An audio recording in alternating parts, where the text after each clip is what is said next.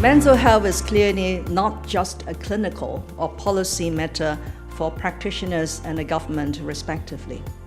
It is emerging as a key social issue that affects a growing number of individuals and their families. But public awareness has to be raised in order to make clinical and policy solutions effective.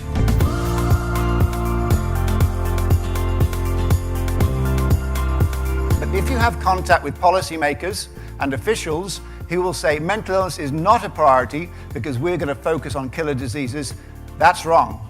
14% of avoidable deaths are attributable to mental illness.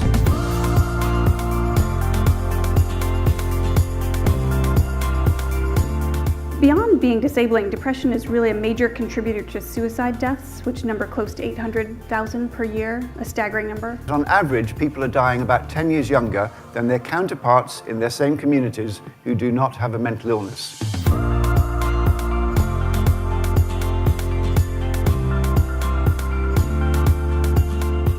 As soon as we put down a boundary, you create a separation, and that's a gap. It's what causes the problem. Inevitably, it leads to us and them, you, not me, health and illness. And that's the creation of that gap is what leads to the fertile ground within which stigma can emerge and grow and develop.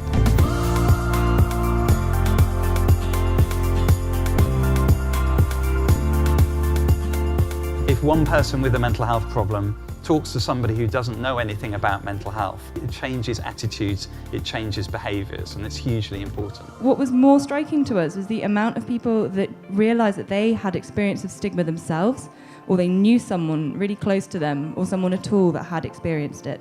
And that shows that this is a problem that we are all facing. It is not that there's only a certain number of people experience it. Everyone knows someone who has experienced mental health stigma, and we really want that to change. What is unique, I think, about this conference is that it involved people from so many disciplines. I've sat there and witnessed these world-leading experts speak. These people share their individual stories. We've got scientists here, neuroscientists, we've got psychiatrists, you've got a Buddhist nun. It's brave. There's a lot of people put their hand up and say that they care about this and that they want to do something about it. You can't put mental health into one category. It's the nature of the human.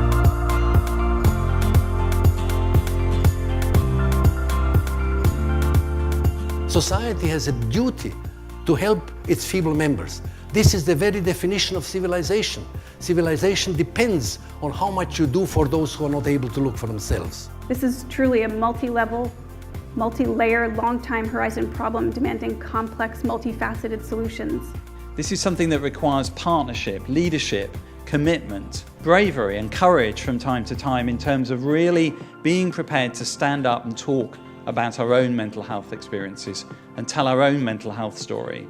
When I leave this conference, and hopefully when you take some kind of change from the conference, that we all think really hard about what we could do in our own lives, that we really think, I could not have done any more to change my family, to change my institution, to change what I do, then we will get a big change in behaviour.